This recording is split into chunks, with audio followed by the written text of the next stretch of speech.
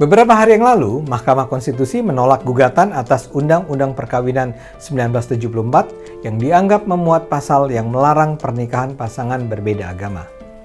Dengan tetap menghormati para hakim di sana, saya rasa MK mengeluarkan keputusan yang keliru. Dan saya duga kekeliruan itu datang dari tidak memadainya informasi yang mereka peroleh tentang tafsir agama mengenai pernikahan beda agama. Saya rasa para hakim salah menyangka bahwa hanya ada satu tafsir agama mengenai isu tersebut. Karena itu mereka menganggap bahwa agama secara definitif menolak pernikahan beda agama. Yang terpenting yang harus saya sampaikan adalah tidak ada satupun teks di dalam Al-Quran yang mengharamkan semua bentuk pernikahan antaragama.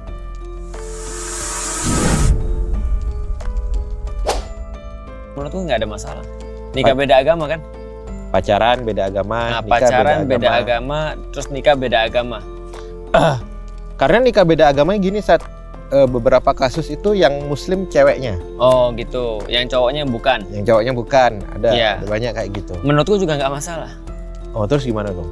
Nikah beda agama tuh tidak masalah kalau memang mereka yang dicari bukan Allah. Tuh, jadi kayak gini ya, seseorang yang bagi dia ibunya itu adalah segala-galanya. Dia tahu ibunya ngurusin dia tahu ibunya tuh ketika sakit itu nemenin dia tahu ibunya nggak makan demi ngasih dia gitu kan ya. Lalu kemudian ibunya itu nabung dan mengabaikan keperluan-keperluannya demi keperluan dia.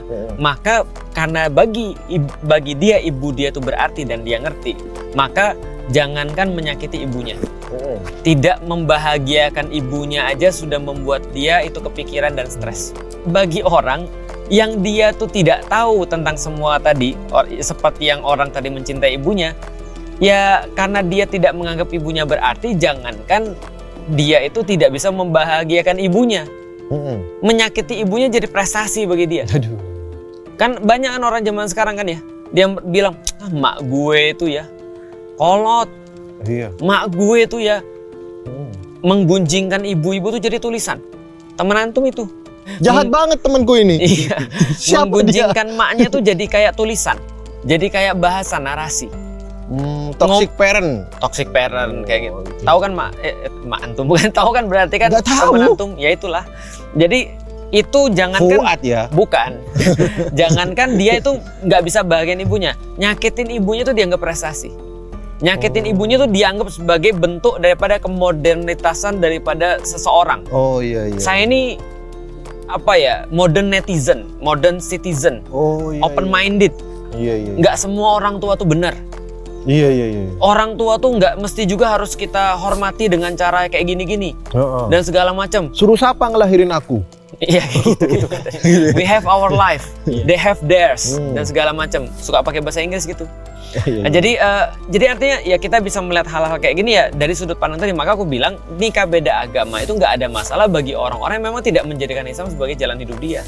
Gitu. Maka fenomena ini jangan dilihat sebagai fenomena ansih, tapi fenomena hilangnya kecintaan terhadap Islam atau kepedulian sama Allah. Iya, kan mereka nggak bisa menjawab alasan kenapa saya harus taat dengan Islam. Iya. Lah kenapa kita mempermasalahkan mereka ketika mereka nikah beda agama? Wong Islamnya saja mereka tidak yakin. Iya ya. Nah, yang menjadi aneh itu kalau ada orang Muslim yang katanya ustadz, yang katanya ngerti agama, ngebelain perilaku seperti itu, atau bahkan mendukung. Itu baru bermasalah, menurutku ya. Jadi kita harus clear dulu nih membedakan masalahnya. Sekarang kita ngomongin ustadz-ustadz yang membolehkan nikah agama. Iya. Ya. Yang kayak gini-gini nih, itu baru bermasalah menurutku. Tapi menurut antum ustadznya diapain nih? Itu nggak nikah beda agama ya, berapa ustadz tadi itu memang nggak salah sih. Dia juga ustadznya ini ternyata. Itu nggak salah, tapi itu keliru. Oh sih. Keliru itu di sini banyak orang yang main kata-kata ya, memahami, susah meyakini sesuatu yang salah secara pede tapi salah. Ya sama aja, berarti dia keliru dan salah, Mas. Nah, jadi artinya menurutku ya, kita memang betul ya. Kalau kita bahas tentang orang nikah beda agama, terus kita salah-salahin orang nikah beda agama, pasti orang-orang tuh nggak akan dukung kita. Karena mereka sedang Karena di kepala mereka value kayak gini Itu nggak ada gua masalah. Bener gitu loh. Nah, kenapa mereka yakini value kayak gini ada? Karena ada orang-orang keliru yang membenarkan perkara kayak gini. Tapi orang yang keliru itu ada yang masuk Islam loh. Siapa? Kan nyanyiin lagu itu. Tuhan memang satu, kita yang tak sama. Itu kan nikah beda agama ceritanya. Yang mana lagi ini orang? Iya, memang ada sih penyanyi, banyak. penyanyi. Ada lagu, ada Terus juga dia masuk Islam Kayak- belakangan. Kayak Lagunya tagline. tapi udah kemana-mana. ada tagline juga seamin tapi nggak seiman. Iya. Kapan orang tidak seiman bisa amin? Ya aminnya kan sama. Oh iya sih, iya. Tapi imannya beda. Iya. Iya gitu. Dan ini selalu Masa tema yang lupa di rumah ibadah yang Iya. lalu. Kan dan amin ini juga. selalu tema yang diunggulkan ya, karena dianggap bahwa pernikahan beda agama ini adalah bentuk Keren. advance daripada toleransi. Oh Benar. iya bener. Bentuk advance daripada kemanusiaan. Iya. Bahwasanya humanity is above all, termasuk agama. Bahwa kemanusiaan itu harus di atas segala macam termasuk agama. Dan ini adalah Iya, nilai iya. barat yang mengatakan seolah-olah bahwa kalau Anda masih berpegang pada nilai agama, Anda masih primitif. Ah, Karena Anda tidak manusiawi. Anda tidak manusia. Anda tidak love. Iya. Love conquer all, kata mereka. Cinta itu mengalahkan semuanya, termasuk agama seharusnya. Nah, itu yang aku bilang bahwasanya itu menjadi sebuah sentilan bagi aku secara pribadi, bagi kita semuanya, bahwasanya kita belum bisa memasukkan bahwasanya nilai kemanusiaan itu tidak akan pernah bisa sempurna kalau mereka tidak mengakui agama. Justru begitu. Makanya Pancasila pertama itu ketuhanan, yang kedua baru kemanusiaan, bukan dibalik. Oh iya. Makanya kalau PPKN jangan skip. Iya. Jadi artinya adalah kalau kita lihat ya, nikah beda agama ini kalau misalnya kita sampaikan ya ini sama kayak kita ngomongin orang pacaran tentang begini, kamu tuh pacaran ya Allah nggak ridho sama Asik. kamu. Yeah. Terus dia bilang emang gua muslim gitu kan tadi. Atau gua muslim sih tapi emang gua mau taat gitu. Iya. Enggak juga. Jadi sama kayak omongin orang yang bukan muslim tentang babi haram. Iya. Karena nilai yang diyakini berbeda, Beda. standar yang diyakini juga berbeda, maka fenomena-fenomena kayak gini jangan dilihat fenomenanya ansih, tapi apa yang mengakari daripada fenomena ini, termasuk ulama-ulama tadi, yang kayak ulama tadi, yang memberikan legitimasi dengan nikah beda agama. Ulama ya, Sat? Ya katanya, Habib ada. katanya ada. Itu ya. Cuman ya kita nggak inilah yang jelas kalau kita lihat ya orang-orang kayak gini ya perlu kita pertanyakan justru. Karena itu gerbang ya, gerbangnya supaya Karena legitimasi mereka itu membawa program-program kayak gini menjadi lebih mulus. Iya. Jadi kalau kita mau lihat fenomena ini ya, maka yang kita lihat adalah contoh kayak gini. Kalau aku dikatakan ya, Lik, kalau misalnya kamu mau nggak kalau kamu kehilangan seluruh hartamu tapi kamu masih muslim, maulah. Lik, kamu mau nggak misalnya contoh kehilangan seluruh keluargamu, istri dan anak, tapi kamu masih muslim? Ya jelas lah aku mau. Tapi gimana kalau diganti? Kamu kehilangan istri dan anakmu, kamu tetap Punya ada istri dan semuanya. anakmu, tapi kamu nggak muslim. Aku nggak mau. Berarti kan aku lebih value Islam daripada yang lain. Nah, orang-orang yang nikah beda agama ini mereka nggak value Islam. Iya. Yang mereka value kamu lebih berarti daripada agama. Kamu lebih memberikan benefit bagiku daripada agama. Maka kita nggak bisa ngomong dengan orang-orang kayak gini kalau mereka belum value agama mereka sendiri. Oh iya. Itu maksudnya. Jadi problemnya bukan fenomenanya ini, Iya. tapi pemikiran. Pemikiran. Makanya kalau kita ngomong sama orang-orang yang sudah beragama dan dia mau nikah beda agama, kita langsung nanya aja keluarga kayak apa yang kamu mau bangun. Sedangkan itu loh teman-temanku, dia muslim sama muslim, sudah paham tentang Islam, tapi ketika nikah tetap aja ada yang bercerai. Tetap aja ada yang ribut dalam keluarganya.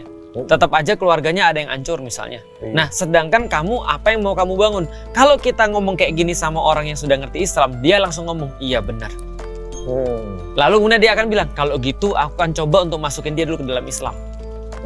Atau kalau enggak, aku coba untuk nanya dia dulu seperti apa. Kalau enggak, dia akan bilang, aku coba mikir Ustadz. Karena bagi dia Islam masih ada value-nya. Tapi kalau bagi dia Islam gak ada value-nya, ya berarti kita install dulu sehingga Islam menjadi value bagi dia.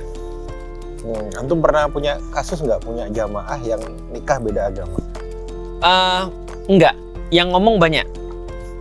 Ada yang ngomong sama aku, Ustadz, bagaimana pandangan Ustadz tentang nikah beda agama? Aku bilang sama dia, aku nggak punya dalil untuk membenarkan nikah beda agama. Terutama dalam kasus laki-lakinya yang bukan muslim dan perempuannya yang muslim. Tapi kalau laki-lakinya muslim masih ada pembenaran, masih ada dalil-dalil yang ikhtilaf di antara para ulama. Walaupun aku akhirnya kalau dia bilang, berarti kalau orang-orang muslim dan yang bukan muslim itu ceweknya boleh, Ustaz. Ada dalil yang memperbolehkan. Walaupun aku bertanya lagi sama kamu, keluarga kayak apa yang mau kamu bangun? Iya ya. Dan ini juga kadang kala, Ustaz, ini terstruktur. Ya. Ini bersambung dengan program pemurtatan. Ya. Karena aku pernah pas kuliah itu ada orang minta diislamkan. Laki-lakinya pengen diislamkan, dia bawa istrinya yang kerudungan, calon istrinya yang kerudungan, minta diislamkan. Kami islamkan pada saat itu. Gak lama kemudian ini perempuan jogging keliling masjid pakai pakaian seksi sama suaminya bawa anjing. Jadi mindset kita, loh ini kayak kebalik. Malah dia yang ikut suaminya. Dan program kayak gini kayaknya sudah sangat familiar dalam gerakan pemurtatan di Indonesia. Iya, itulah. Cuman kan kita nggak bisa ngejudge ya. Makanya kalau ada orang mau masuk Islam, biasanya yang laki-laki masuk Islam, lalu kemudian mau nikah sama seorang perempuan Muslim, aku selalu bilang sama mereka berdua, dalam pengalamanku 95% orang-orang yang nikah, orang yang pindah agama, karena mereka punya hajat untuk nikah, itu saya temukan nggak benar. Aku cuma bisa ngomong aja, cuma bisa ngasih tahu mereka. Gitu ya? Aku nggak nuduh kamu, cuma aku ngasih tahu aja 95% datanya begini. Aku ngelihat banyak yang nggak benar. Kenapa? Karena masuk Islamnya untuk nikah. Nah, maka aku tanya sama ceweknya, kalau kamu mau untuk nikah, berarti kamu harus tahu ini resikonya. Kalau enggak, gimana solusinya, Ustadz? Solusinya adalah kamu masuk Islam dulu, belajar dulu Islam. Kalau memang cocok, nikahlah. Oh gitu ya. Kalau enggak, ya kasih waktu untuk ngelihat nih, ini orang serius atau enggak dalam keislamannya. Atau cuma gara-gara pengen nikah. Dikasih properti. Gitu ya. Nah, aku dosa nggak masukin Islam dia? Enggak. Itu kan makanya aku bilang kan itu tugas kita. Sama kayak ketika sahabat ada yang bunuh orang pada Khalid bin Walid, yang kita dapat ceritanya ketika dia tetap nebas orang padahal orang itu sudah bersyahadat di ujung pedangnya Khalid, tapi Khalid bilang ini orang main-main. Maka ketika dikatakan pada Rasulullah, dilaporkan, maka Rasul berkata, kenapa kamu nggak belah dadanya terus kamu lihat dadanya benar atau enggak? Maksudnya Rasul adalah setiap orang sudah berlisan, kamu harus percaya. Iya. Ada orang mau masuk Islam atau kita bilang kamu kayak meragukan. Kasih kan kesempatan dulu dong. Kasih kesempatan. Kayak aku juga merasa nggak enak banget. Aku pernah setelah 4 tahun masuk Islam, aku baru mau ngurus surat-surat untuk pernikahan. Aku pergi ke KUA, terus dia nanya, jangan-jangan kamu cuma mau untuk nikah doang? Dan dia nanyanya sangat tendensius. Sampai dalam perasaanku tuh kayak ada gini, kita adu aja yuk pengetahuan Islamnya lebih bagus siapa. Ada kesombongan mulai, gitu kan ya, setan masuk, gitu kan ya. Nah tapi kan nggak enak banget bro. Masa kita digituin sih, maksudnya ya Allah, bukankah kalau ada seorang tuh pengen masuk Islam harusnya kamu bantu, bukan kamu malah mempertanyakan aku. Gitu, maksudnya bukan kamu malah menginterogasi aku. Aku tahu banyak orang-orang yang mereka menyalahgunakan mau masuk Islam untuk program-program yang berbahaya kayak tadi. Antum sendiri jarak masuk Islam ke nikah berapa lama? 4 tahun. Oh 4 tahun. Iya, walaupun tadi aku yakin 100% aku yakin pengetahuan Islamku lebih baik. Atau bahkan kalau mau apapun lah yang dia coba untuk buktiin, aku bisa untuk melakukan itu. Cuman kan harusnya tidak itu yang keluar ya. Karena kan mu'alaf itu justru harusnya dibahagiakan ya. Dikasih zakat. Dikasih zakat aku malah disuruh bayar. Itu kan ya. Nah, artinya kalau ketemu orang-orang kayak gini, kita cuma menyampaikan aja 95% yang aku lihat tuh nggak benar. Ada yang 3 bulan kemudian murtad, ada yang kemudian tidak mau jalanin Islamnya secara sempurna, nanti sudah punya anak-anaknya nggak pernah diajarin tentang Islam, nanti bermasalah lagi anaknya dan segala macam. Maka aku bilang satu visi itu penting. Maka aku selalu sampaikan, ini loh banyak teman-temanku sudah ngaji, sudah Islam, sudah dipersiapkan, itu pun rumah tangganya belum tentu ideal. Gitu maksudnya. Apalagi ada orang-orang, makanya kalau cewek yang muslim ya, cewek yang mu'alaf itu lebih ringan tuh. Aku tinggal bilang sama laki-lakinya, ini amanah berat. Kenapa? Kalau kamu gagal 2 kali lipat, kamu dosa. Kalau ternyata yang berkuasa ceweknya gimana? Nah, itu berarti kalau ceweknya bagus ya lumayan. Kayak tadi misalnya kalau ada kasus antum ceweknya nggak bagus ya berarti ya udah. Ya itulah pentingnya laki-laki itu memiliki kontrol itu. Iya. Kowam. Iya. Kontrol. Sebagai laki-laki yang punya kontrol gimana tanggapannya? Antum. Ya itu kontrol antum gimana? Aku justru mau tanya ya, secara operasional harian kalau beda agama gitu ya. Ini kan akan banyak kontradiksi gitu. Ya orang nggak sholat kok mas. Iya makanya sepenuhnya mencintai sampai akhir hayat misalnya. Nah ini kalau beda agama itu, yang satunya mau meninggal gitu kan ditalkin gitu. Iya. yang satu padahal beda agama gitu. Bagaimana dia harus mentalkin. Bahasa mereka gini, Pakai rekaman Ustaz. Enggak, mereka bilang gini, Tuhan itu pasti tidak seperti kalian yang membeda-bedakan. Itu bahasa mereka tuh gitu. Tuhan Luar biasa, itu pasti ya. maha tahu gitu. Iya, memang banyak nanti hal-hal yang seperti itu kayak ungkapan-ungkapan kayak Iya, tadi untuk pembenaran. Iya. Iya, mantannya sebagai Dia bilang gini, Tuhan bukan berbahasa Cina, bukan berbahasa Arab, bukan berbahasa Indonesia. Tuhan mengerti semua. Kayak gitu-gitu tuh. Jadi kalau kita ngomong sama orang kayak gini tuh, menurutku useless sebelum kita memahamkan pada mereka tentang value Islam. Iya. Jadi kembali tadi, yang paling penting adalah dasar. value Islam itu tadi. Iya. Kalau kita bicara operasional, kita bicara keseharian, itu faktanya akan bisa Dibolak-balik. bisa bolak-balik. Gimana caranya kita ngomong pada orang yang dia value terbesarnya adalah cinta, karena banyak nonton film-film Hollywood. Iya, Love itu dia. conquer all. Bener. Kan ya, walaupun kita berbeda keyakinan, tapi karena kau dan aku saling mencintai, maka kita pasti bisa. Dia nggak tahu kelanjutannya seperti apa. Ada Iya. kelanjutannya, kayak aku sampai di Amerika, dia bilang gini, Ustadz, 13 tahun saya nikah. Dulu saya minta banyak ketika nikah. Bukan minta banyak, saya berharap semua nikah tuh kayak dipenuhi ekonomi, mendapatkan rumah, dan citizen dan segala macam, karena nikahnya sama orang luar negeri kan otomatis dapat citizen kan, dan gini-gini. Terus dia bilang 13 tahun menikah, aku nggak pengen apapun selain aku pengen suamiku ngajak anakku pergi sholat Jumat. Ini Sederhana muslim. aja. Ini Muslim, cewek muslim. Karena laki-lakinya ternyata tadi Muslim. Muslim juga masuk Islam tapi Masuk nggak Islam, serius, tapi nggak. bahkan nggak sholat. Nah seperti tadi, nah kalau kayak gini baru kita bisa ngomong sama istrinya. Tapi kalau kita Rasain ngomong lu sama gitu. suaminya, enggak. Enggak. Kalau kita ngomong sama suaminya, aku ngobrol sama suaminya, dia bilang apa? Dia bilang gini, kita nggak usah maksa anak kita. Anak kita punya pemikirannya. Punya kebebasan. Jangan paksa dia dengan sholat Jumat. Dia nggak masukin, dia ateis, dia nggak masukin ke agama yang lain juga sih. Dia bilang, udah biarin dia dengan pilihan dia. Kita nggak usah maksa, karena bagi dia value yang dia dapat adalah kalau ngajak orang pergi sholat Jumat bagian daripada pemaksaan Memaksa. terhadap anak. Nah ini kan tidak sama nih visinya. Susah ya. Susah. Nah, Jadi maka- Islam tidak sesederhana bersyahadat. Betul, maka value itu harus ditanamkan terlebih dahulu. Jangan sampai dia masih mikir bahwa cinta di atas segala-galanya. Kecuali kalau dia mikir cinta Allah di atas segala-galanya. Nah, Kalau itu. benar cinta di atas segala-galanya, tapi cinta ini cinta apa dulu nih? Iya, jadi syahadat bukan sekedar kata, tapi Iya. kemaknaan dalam, dan itu butuh waktu untuk Cinta di atas segala-galanya 3 bulan kemudian selingkuh. Nah makanya kita kan kalau yang kayak gitu-gitu kita pertanyakan kayak gini. Kita bukan pertanyaan agamanya, tapi kita bilang gini. Kamu kan muslim, misalnya. Kalau dia memang tadi ya masih ada value dikit aja, tapi kan kamu tahu di dalam Islam tuh tidak boleh gini segala macam. Tapi di dalam agama yang lain belum tentu. Iya. Kalau misalnya dia ngomong love conquers all, di Denmark apa yang terjadi? Iya. Di Denmark orang bisa ngelihat istri orang lain juga, dua pasangan suka sama suka nih. Iya. Gimana kalau kita gantian aja?